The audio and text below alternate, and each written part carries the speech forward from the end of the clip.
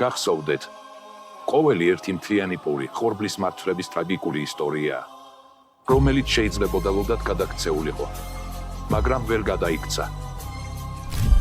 მუდალებთ ხავას, აგრესიას ითვევს. გუშინ მე და ჩემი ძმა კაცი ბარში ვიყავით და ვისკს ვსვამდით.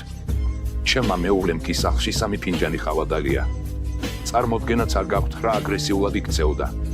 დილით სახლში რომ მივედი. გუშინ იგოეთთან 1 ლარი გადავაგდე. ჩავიფიქრე სურვილი რომ დალევას შევეშვებოდი. მაგრამ მაინც ვერ მოვითმინე და პირველივე მაღაზიაში შევედი როდის საკითხლად. გადახდისას არ მეხო ზუსტად 1 ლარი. თუ მსუქანი ხარ, გახსოვდეს რომ გახურებისას ყველაფერი ფართოვდება. გამოდის რომ შენ მსუქანი არ ხარ. უბრალოდ მხურვალე ხარ. თუ სამსახურში არავინ განიხილავს შენთან ტვინის მჭამელ ტიპს, რომელიც ყველას არ იზიანებს, მაშინ გილოცავ, შენ ხარ ტვინის მჭამელი.